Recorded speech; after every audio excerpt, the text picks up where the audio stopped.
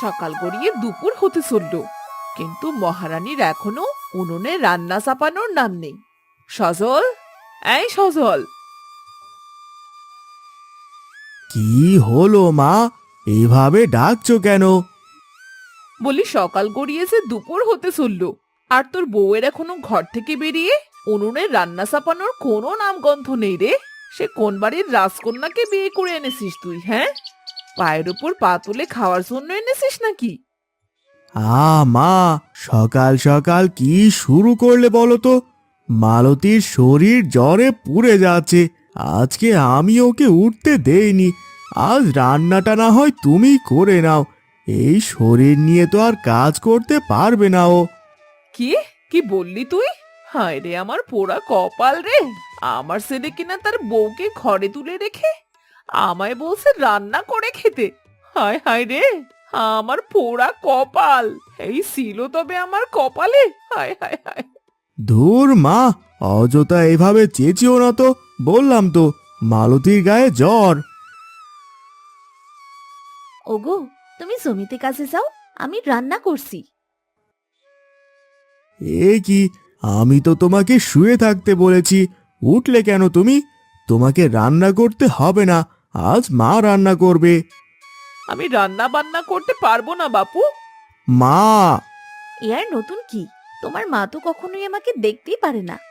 কত বছর হয়ে গেল বিয়ের, কোনোদিন আমায় একটু শান্তি দিয়েছে বলো? এভাবে কি আর থাকা যায় নাকি? আমি তো আর অমানুষ না। সারাদিন এমন চেঁচামেচি কার ভালো লাগে? অসুস্থ হলেও কাজ থেকে বাঁচার মতো কোনো জো নেই। দেখবে, কোনো একদিন আমার এভাবেই মরণ হয়ে যাবে। কি শুরু করলে বলো তো তোমরা? কে শুরু করলো শুনি? তোর বউয়ের মুখে তো দেখছি ফুলঝুরি পড়ছে। দেখুন মা, আপনি কিন্তু বেশি বকবক করছেন। সজল, আমি বলি কি, তুই আরেকটা বিয়ে কর, তবেই আমার শান্তি হবে। কি বলছো মা? হ্যাঁ, আমি যা বলছি ঠিকই বলছি। তুই যদি আরেকটা বিয়ে না করিস, তাহলে আমার মরা মুখ দেখবি বলে দিলুম। তুই কোন কুলক্ষণে একে বিয়ে করেছিলি বলতো? না আছে রূপ আর না আছে কোনো গুণ। এই বাড়িতে যদি দ্বিতীয় বউ আসে, তাহলে বাড়িতে আগুন জ্বলবে, এই আমি বলে দিলাম। হ্যাঁ, আমার কথা না শুনলে আমার মরা মুখ দেখবি। এবার তুই ভেবে দেখ তুই কি করবি। দূর দূর দূর, আমার আর ভালো লাগে না এসব। এই আমি বাড়ি থেকে গেলাম, সারাদিন তোমরা চেঁচাও এবার।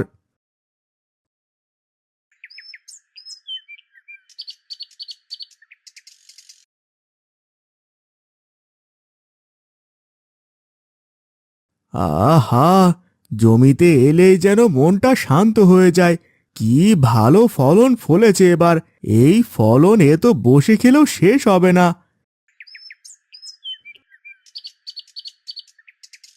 মা তো বলল দ্বিতীয় বিয়ে করতে। আমার মনে হয় এটাই করা ভালো হবে। এতে মালতীর কাজও কমবে, আর মাও খুশি। হ্যাঁ হ্যাঁ, আমি সেটাই বরং করব। আমার রোজ রোজ বউ শাশুড়ির এমন ঝগড়া দেখতে আর ভালো লাগে না।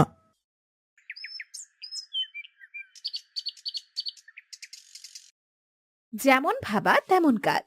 সজল 2-3 দিনের মধ্যেই আরেকটা বিয়ে করে চলে আসে। মিনতিকে দেখে যেন মালতীর মাথায় বাজ পড়ে। হে কি গো, তুমি বাড়িতে কাকে নিয়ে এসেছো? ও হলো মিনতি, আমার বিয়ে করা বউ। আর মিনতি, এ হলো মালতী, ও আমার বড় বউ। কি কি বলছো তুমি? তুমি বাড়িতে আমার সতীন তুলেছো? হায় হায় গো, হে আমার কি পোড়া কপাল গো। না না না না, অনেক হয়েছে। আমি আর চুপ করে থাকবো না। তুমি তুমি একে নিয়ে সংসার করো। আমি চললাম, আমি চললাম আমার বাপের বাড়ি। যা না যা, তুই তোর বাপের বাড়িতেই যা। তুই তোর বাপের বাড়ি গেলেই আমার শান্তি। কিরে সজল, নতুন বউকে এভাবে বাইরে দাঁড় করিয়ে রাখবি নাকি? যা যা, ঘরে নিয়ে যা। না না না না, আমি কিছুতেই আমার বাপের বাড়ি যাব না। এ বাড়ি আমার, এ বাড়ির বড় বউ আমি। এখানে এখানে আমার অধিকার বেশি। আমি কিছুতেই এই বাড়ি ছাড়বো না। আমি এর শেষ দেখে ছাড়বো।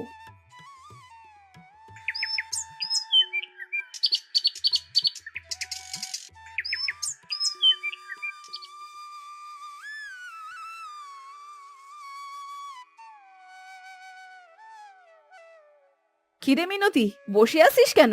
আয়, আমায় রান্নায় সাহায্য কর। কি? আমি করব রান্না? এভাবে বসে বসে রূপ দেখেই হবে নাকি? হ্যাঁ, কোথাকার রাজরানী তুই? আমার সাথে মুখ সামলে কথা বলবে বলে দিলাম, না হয় ভালো হবে না কিন্তু। আমি এই বাড়িতে কাজ করতে এসেছি নাকি? হ্যাঁ, আমার মতো সুন্দরী মেয়ে কাজ করলে রূপ যে নষ্ট হয়ে যাবে। তুমি কি রান্না করো? এসেছে গো রূপবতী, রান্নায় সাহায্য কর, নইলে আমিও করব না রান্না। কি হলো তোদের? হ্যাঁ, সকাল সকাল কি হলো? কি রে মালতী, কি শুরু করেছিস? হ্যাঁ, বাড়িতে কি একদণ্ড শান্তিও পাবো না? আমি কি শুরু করেছি? হ্যাঁ, দেখবেন তো শুধু আমারটাই। আহ, আবার কি হলো তোমাদের? এ বাড়িতে কি শান্তি বলতে কিছু নেই? থাকবে কিভাবে? হ্যাঁ, থাকবে কিভাবে? এ বাড়িতে সে এক ডাইনি আছে, সে কথা আমায় আগে বলেছিলে? বাপ রে, পায়ের ওপর পা দিয়ে এসেছে ঝগড়া করতে। কি? যত বড় মুখ নয় তত বড় কথা। কেন কেন কালকেই তো বললে বাপের বাড়ি চলে যাবে, কই গেলে না তো? কেন? আমি কেন যাবো বাপের বাড়িতে? এই বাড়ি কি তোর একার? এই বাড়িতে আমি প্রথম এসেছি, এই বাড়ির বড় বউ আমি, তাই আমার অধিকার সব থেকে বেশি। কেন যাবো? কেন যাবো আমি বাপের বাড়ি? হ্যাঁ, আহ, আমি দ্বিতীয় বিয়ে করে আনলাম যেন এই বাড়িতে আর ঝামেলা না হয়। এখন তো দেখছি আরো ঝামেলায় পড়ে গেলাম। শোনো বড় বউ আর ছোট বউ, তোমরা দুজন বোনের মতো থাকবে। তোমরা এভাবে ঝগড়া করছো কেন? দুজনে মিলেমিশে সব কাজ করবে, তবেই তো মিটে যায়। না না না না না, কিছুতেই না, আমি কোনো কাজ করতে পারবো না। আমিও কোনো কাজ করব না, তবে এই আমি বলে দিলাম। কোন লক্ষণে আমি ছেলেকে দ্বিতীয় বিয়ে করতে বলেছিলাম? হায় রে আমার পোড়া কপাল! ধুর, আমি আর এসব সহ্য করতে পারছি না। তোমাদের এই চেঁচামেচি আমি আর শুনতে পারবো না। এই গেলাম আমি জমিতে, সারাদিন এই নিয়ে সেই নিয়ে লেগে থাকে। দূর, সুখ বুঝি আর কপালে নেই আমার। গেলাম আমি, যা খুশি করোগে তোমরা। এই বলে সজল তার জমিতে যায়, আর সেখানে গিয়ে মন খারাপ করে বসে থাকে, আর ভাবতে থাকে কিভাবে এর থেকে রক্ষা পাওয়া যায়। তখন সেখানে আসে বাদল। বাদল হলো সজলের প্রতিবেশী। সজলের এমন মন খারাপ দেখে বাদল তার পাশে বসে আর বলে, আরে সজল ভাই, কি হয়েছে গো তোমার? তুমি এইভাবে মন খারাপ করে বসে আছো কেন? এই তো কিছুদিন হলো নতুন বিয়ে করেছো, কোথায় হাসি খুশি থাকবে তা না, মন খারাপ করে বসে আছো। আর এইদিকে তো তোমার ফলন ফুলে ফেপে উঠেছে। কি আর বলি ভাই, এই বিয়েই তো যত নষ্টের মূল। ও মা, সে কি কথা গো? আচ্ছা আচ্ছা, কি হয়েছে সেটা আমায় খুলে বলো তো একবার। মায়ের কথা মতো আমি দ্বিতীয় বিয়ে তো করেছি, আর তারপর থেকে তো বাড়িতে দুদণ্ড কাটানোর মতো পরিস্থিতি নেই গো। সারাদিন সাপে নেউলে যেন ঝগড়া লেগে আছে। আমি কি করব কিছুই তো বুঝতে পারছি না। এই দেখো, আজ সকালে সে কি লঙ্কা কাণ্ড, কেউ আর ভাত রাঁধলই না। এভাবে আর কতদিন ভাই, তুমি বলো? এ তো দেখছি বড় ঝামেলা। তবে আমার মাথায় একটা বুদ্ধি এসেছে, এ বুদ্ধি ঠিক কাজে লাগবে দেখো। তাই নাকি ভাই? বলো বলো, কি বুদ্ধি?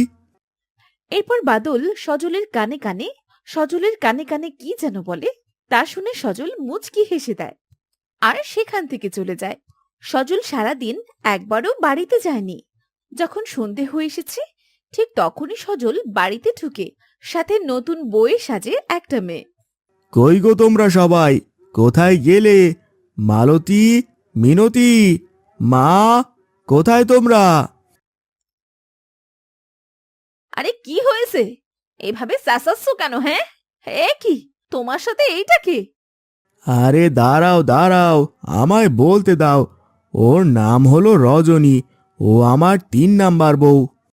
কি কি বলছো তুমি? এ তোমার নতুন বউ মানে?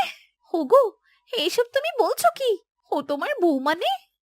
কে রে সজল, বা কি বলছিস?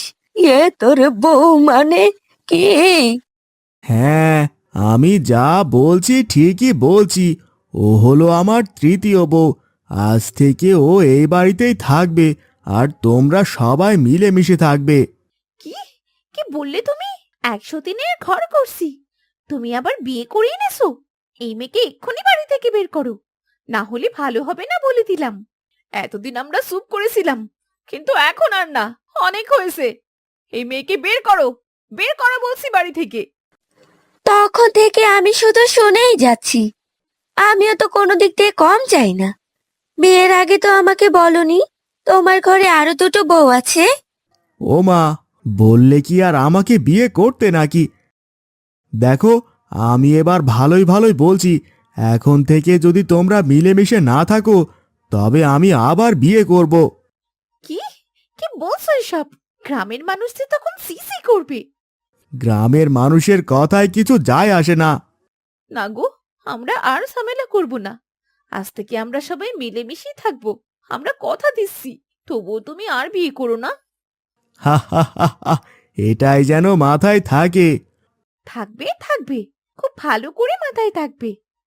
শোনো ছোট বউ, আমার জমিতে এইবার খুব ভালো ফলন হয়েছে, আমি তোমাকে একটা সোনার হার দেব। হোমা, সে কি কথা? ছোট বউ একা কেন পাবে? আমরা এই বাড়িতে আগে এসেছি, আগে আমরা পাবো, নয়তো লঙ্কা কাণ্ড হবে বলে দিলাম। হা হা হা হা হা, পাবে পাবে, সবাই পাবে। কাল আগে আমার জমিতে গিয়ে ফলন কাটতে সাহায্য করো। আচ্ছা ঠিক আছে, তবে আমরা তাই করব। সজল মনে মনে এটাই চেয়েছিল, যেন তৃতীয় বিয়ে করলে সবাই সোজা হয়ে যায়, আর এরপর থেকে তারা সবাই মিলেমিশে থাকে আর কখনো কোনো ধরনের ঝামেলা করে না। সুখে শান্তিতে দিন কাটাতে থাকে।